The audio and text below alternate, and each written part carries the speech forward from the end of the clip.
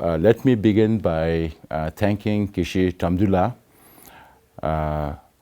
for organizing this panel discussion on the occasion of the 32nd commemoration of His Holiness receiving the Nobel Peace Prize.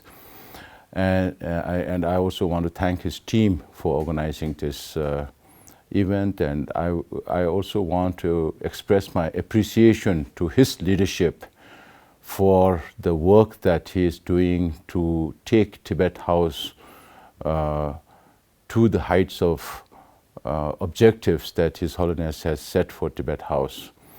This also reminds me of my audience with His Holiness, virtual audience with His Holiness at the beginning of June, after I took over the responsibility as Sikyong of Central Tibetan Administration. His Holiness told me that it would be better to have more centers like Tibet House in other parts of India, in the urban centers of India. So this is something that we will need to discuss with Geshe-la. And that also is a testament to His Holiness' view on Tibet House and how much it's able to do through the courses that you just gave us. And thank you very much also for providing the opportunity to have a glimpse of what the Tibet House is doing. Secondly, I feel very humbled to be part of such a illustrious set of panelists that you have, and I did not have the good fortune to meet with other panelists, but I had the good fortune to meet with former Ambassador and Secretary Dr. Nirupama Raoji, to whom I have the highest regard for. And I want to thank you for accepting the responsibility that His Holiness entrusted you to lead the Tibet House Governing Board.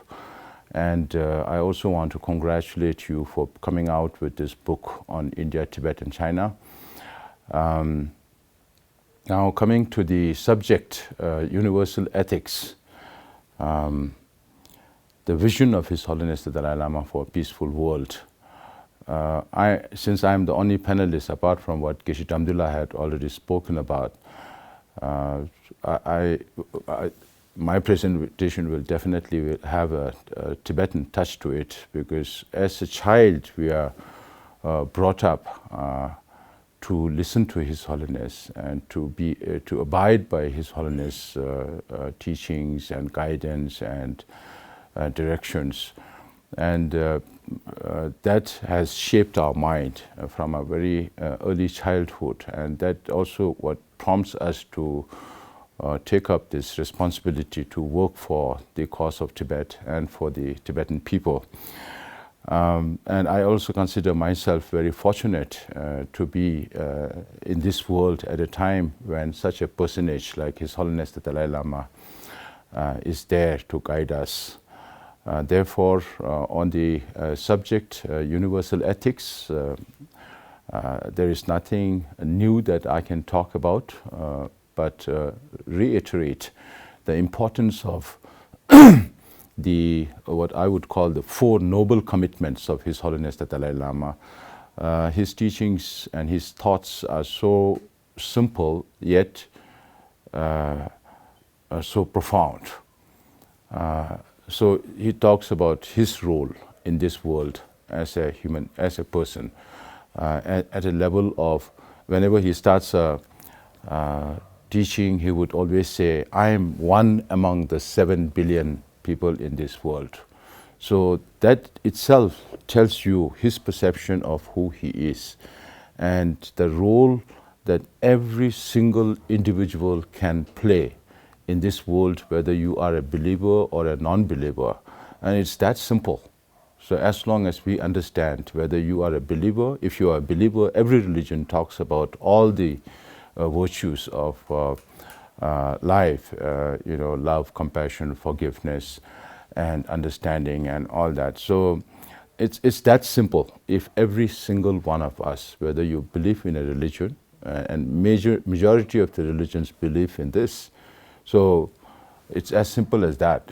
And then as a religious person, as a spiritual leader, and that is, we can take example in our own case as an ordinary person, but as a religious leader, as a religious person, His Holiness always says that if we have respect for other religions and practice your own religion, whether you are Buddhist or Christian or whatever, but even within Buddhism also we have these 4 schools of Tibetan Buddhism, and beyond, over and above the Sanskrit tradition or the Pali tradition, and there are so many other lineages out of each school also. So there could be differences, but then practice your own, whether it's within your religion, whether it's within the Muslim community also, whether you are Shia or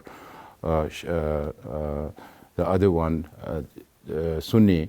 So you practice your own, but if you learn to respect other religions, and particularly a religion that is coming from a same prophet or a teacher, in the case of Buddhism, and that is, it's as simple as that, and then we can have religious harmony. That is what His Holiness' second noble commitment is all about. And his third noble commitment is, as a Tibetan and as a Dalai Lama, he has an inherent responsibility towards the Tibetan people, because we consider him as the emanation of Chenrezig, the Lord of Compassion. So the relationship between the successive Dalai Lamas and the Tibetan people have been very, very special, and this will forever remain in this lifetime and the lifetimes to come. So therefore, His Holiness has a response, and the reason why he says he has to work for the Tibetan cause is because the Tibetan Buddhist culture has all the potential to spread more peace and harmony in the world.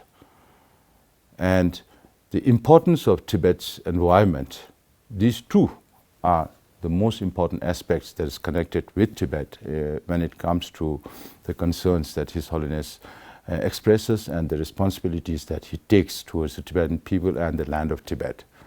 And in the last 5-10 years, His Holiness has been speaking about bringing back the ancient wisdom of India, which is still very, very relevant in this modern world.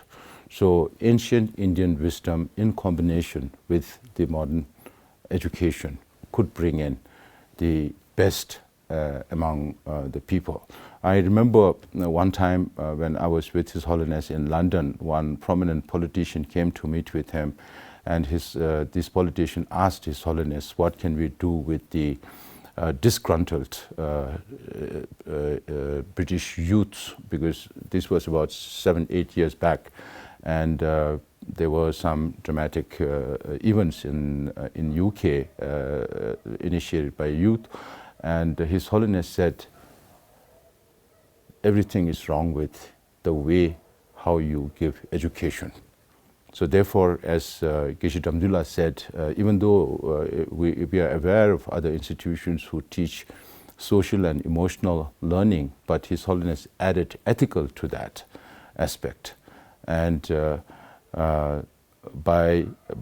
the sea learning, within the Central Tibetan Administration, within the schools that we run, also we will be introducing this course from the next academic year at various levels, because this is the first thing that as Tibetans it's our duty to fulfill one of the objectives of His Holiness, and that's also beneficial to ourselves. So before telling others that they should adopt sea learning as a course in their schools, it's very important that Tibetan schools themselves do that, and this is one of our priority of the Central Tibetan Administration. And during my last virtual audience with His Holiness, also introducing the 3 new ministers who happen to be all ladies. For the first time, we have 3 lady ministers in the cabinet. So during that time also, all of His Holiness advice and guidance to us was about education, education and education. So this Nalanda project that Devesh has helped Geshe Damdula to initiate and to foster and to grow and to make it happen into a reality I just want to thank Debesh-ji and the team members in the Tibet House led by Professor Gishi Doji Tamdula, and now that you have a new vice chairperson of the board under the able leadership of Dr. Nirupama Rao, I'm sure you will take Tibet House to greater heights and contribute more and more towards fulfilling the wishes of His Holiness for a peaceful world. Thank you so much for giving me this opportunity in the presence of such an illustrious list of panelists. Thank you again, and I hope to work with Tibet House in the future from the CTA side if there's anything that we can do, that we need to do, including discussing on what His Holiness has, as I mentioned before, what His Holiness mentioned, that there should be more Tibet houses in other cities of India. Thank you so much.